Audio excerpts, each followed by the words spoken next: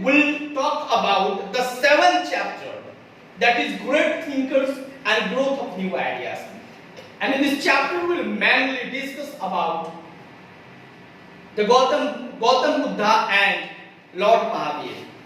So firstly, I would like to tell you the timeline of this period.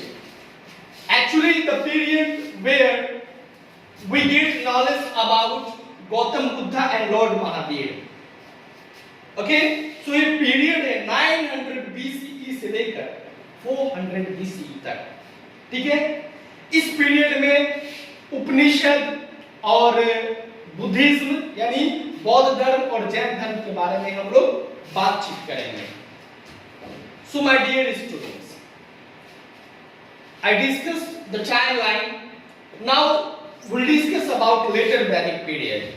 देखिए later Vedic period, इसके पहले हमने पढ़ा था महाजनपद और जनपद के बारे में, और उसके बाद उसके भी पहले हम लोगों ने पढ़ाई की थी किसके बारे में, तो उसके भी पहले हम लोगों ने पढ़ाई की थी अर्ली वैदिक एज के बारे में, वैदिक पीरियड के बारे में, जहां हमने ऋग्वैदिक एज के बारे में पढ़ा था. अब लेटर वैदिक एज जो है जस्ट ऑपोजिट हो गया.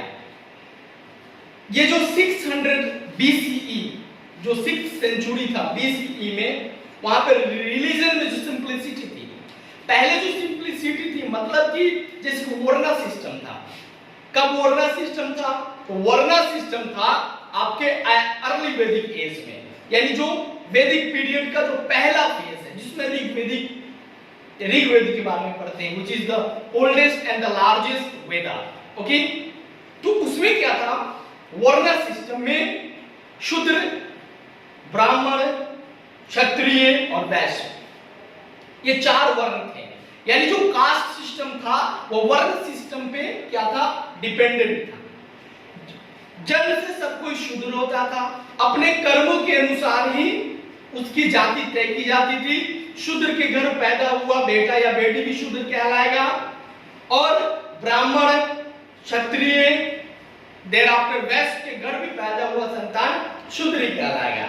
लेकिन उसके कर्म के अनुसार, उनके वर्क के अनुसार, उसके कर्मा के अनुसार सोसाइटी डिफाइन करेगी कि वो कौन सा वर्ण है.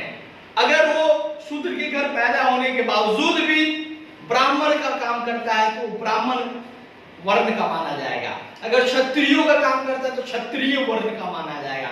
अगर वैश्य का काम करता है तो वैश्य वर्ण का माना जाएगा. अगर शूद्र का काम करता है तो शूद्र का माना जाएगा. इसके बाद 10 दास थे, ठीक है ना, जो शूद्र जैसे ही थे. उनका काम था बस गुलामी करना, स्लेवरी करना. They were just slave. They were just working in houses, not as a labor but as a slave, as a गुलाम. ओके, सो इसमें क्या हुआ कि इसमें जो रिलीजन का जो क्या था, वैदिक अर्ली वैदिक एज के बाद जब लेटर वैदिक एज में जब आर्यंस आए तो यहाँ जो सिंप्लिसिटी थी रिलीजन में वो खत्म हो गई. ये जो रिजिड कास्ट सिस्टम आ गया, ठीक है ना, वर्णा सिस्टम खत्म हो गया.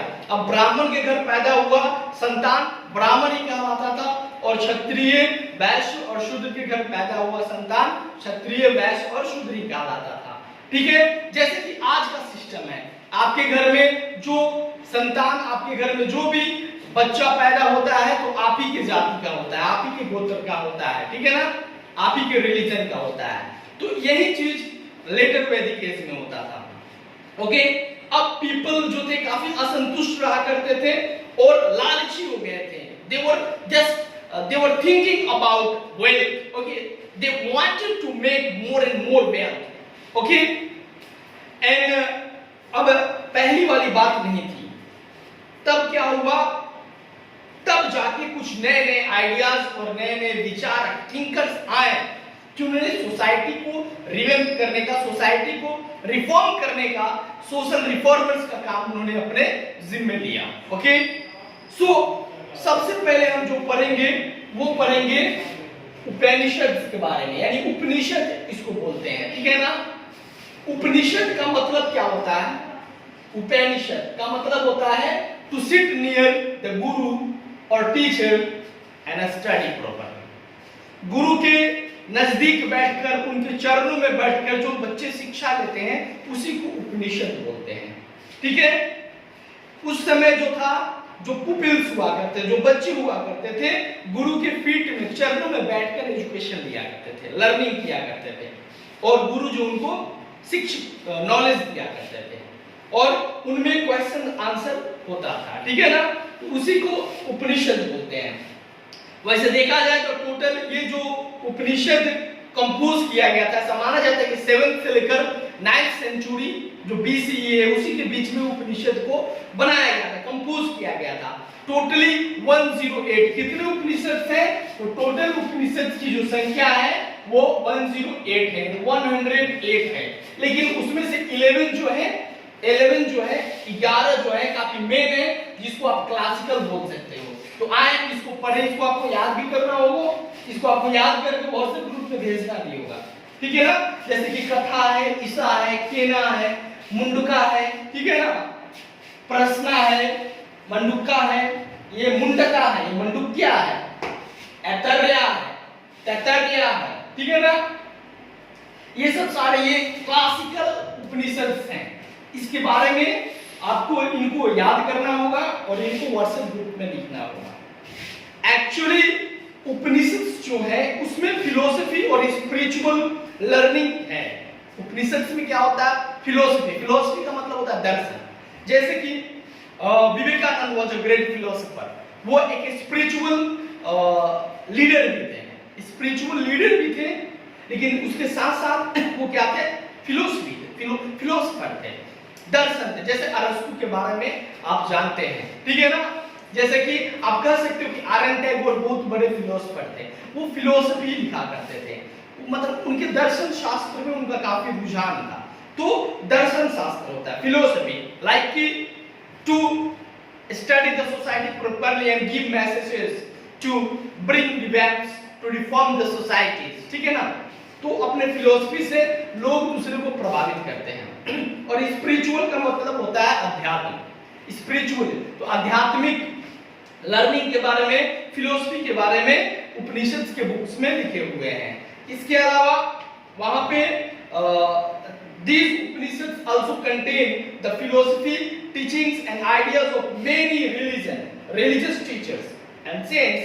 They were loosely joined together. Okay, तो मेनली कर्मा के बारे में डिस्कशन किया गया है। किसमें? कर्मा और एक्शन के बारे में, क्रिएशन के बारे में, यूनिवर्स के बारे में, creation of man, spiritual learning, yoga, meditation, truths about life, इन सब चीजों को डिस्कस किया गया है। किसमें? उपनिषद में डिस्कस किया गया है। ओके स्टूडेंट्स, इसके अलावा उपनिषद बताता है कि आत्मा को मोक्ष कब मिल सकता है। उपनिषद ये बताता है कि आत्मा कैन अटेन मोक्ष okay after it's union with Brahma. जब इंसान मृत्यु को प्राप्त कर जाता है और ईश्वर से मिलता है, तभी इंसान को मोक्ष प्राप्ति होती है, ठीक है ना। It can be achieved through, और ये मोक्ष की प्राप्ति किसके थ्रू किया जा सकता है? भक्ति, यानी पूजा पाठ, मेडिटेशन, सेल्फ कंट्रोल, इन सब के द्वारा। पूजा पाठ का मतलब होता है भक्ति, यानी there must be pure love for God in your heart. आपके दिल में, आपके मन में, आपके दिमाग में आपके ईश्वर के प्रति सच्ची श्रद्धा होनी चाहिए, सच्ची भक्ति होनी चाहिए। आपको मेडिटेशन आता हो, you must have control over yourself, तब जाके आप मोक्ष को प्राप्त कर लेते हो। Okay students,